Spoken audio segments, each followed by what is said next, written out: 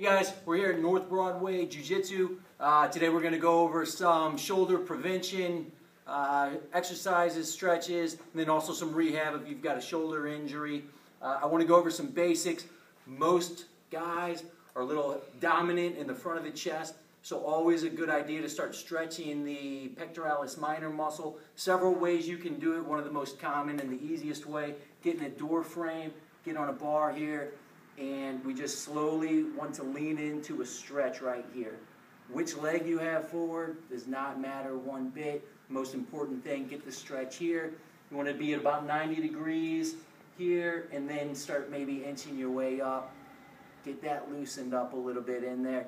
Let pain guide you. You don't want to go into pain. However, if it feels tight, slightly uncomfortable, that's fine. Hang out there. Another stretch that some people may need, especially if your pain's more on the outside here, you want to get the back of the shoulder and the shoulder capsule. You can do that by laying on the ground. You're going to lay on your side. You want your arm at about 90 degrees out here. Slowly, gently again, you're going to press right down here on the shoulder and ease into it. This one, you'll really feel the stretch with this one. Slowly ease into it, and same thing, about 20 to 30 seconds you want to do this one here. Slowly ease out of it, and you can do sets of 2 or 3 with that. You're probably going to want to do that at least once a day. Some people may find it beneficial to do that a couple times a day, especially if it's very tight. Another exercise for the rotator cuff muscle called the supraspinatus. Before I do though, I want to make it very clear, a common exercise that you see people do in the gym a lot are the front raises right out in front of them. These are kind of a no-no, especially if you're prone to shoulder injuries or if you've had shoulder injuries. You can take the thumb outward a little bit. It's called external rotation when you take it out. This is going to make it much safer, but do not go straight up like that. That's going to be dangerous for the shoulder.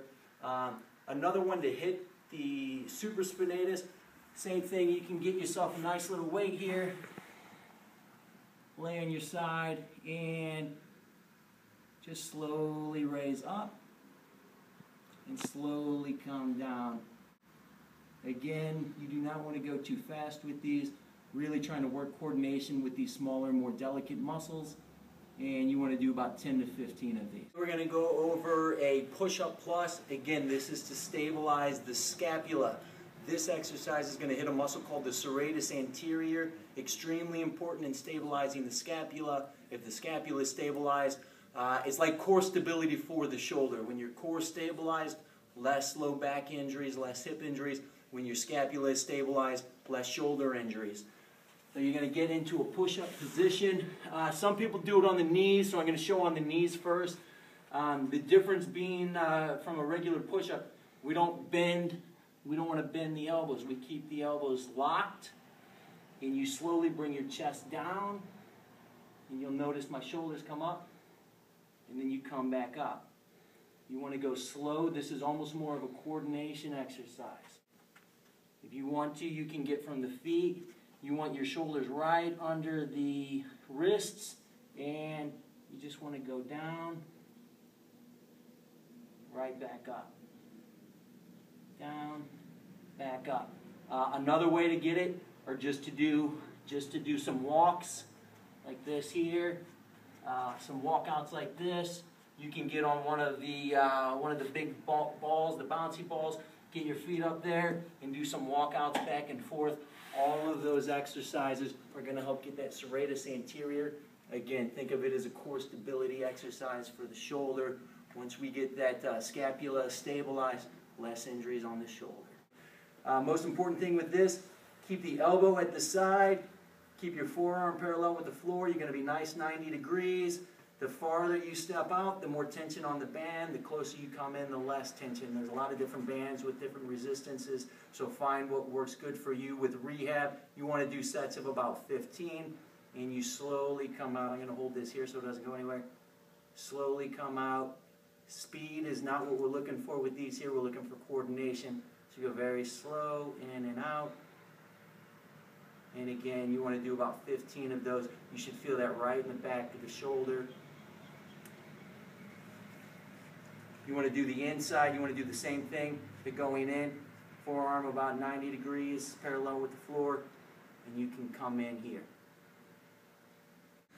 One thing we really want to do, again, most of us are tight in the front, we're weak in back between the shoulder blades, so we kind of have a posture like this here. We want to get out of that. You can get against a wall or you can lay on the floor. Most important thing with this, you do not want to arch your back. It's the most common mistake with this one. So keep your low back flat against the wall, as flat as you can get it. Slight bend in the knees, keep your head against the wall, and you slowly bring your elbows and your knuckles back to the wall. At this time, recheck your posture. Most people are going to want to arch that back. We don't want that. We want to stay nice and neutral, so low back flat against the wall, and slowly squeeze down. Notice my hands are not coming off the wall. Most people are going to have a difficult time, and they're going to want to do something like this. They're going to be tight in the front, so only go down as far as you can where your knuckles, your fists are still going to stay against the wall. And you just want to hold that for 5 to 10 seconds. Get a good squeeze. You should feel the squeeze in between your shoulder blades.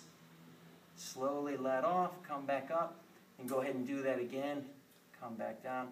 You're going to want to do hold for 5 to 10 seconds and maybe do 3 to 5 sets of those.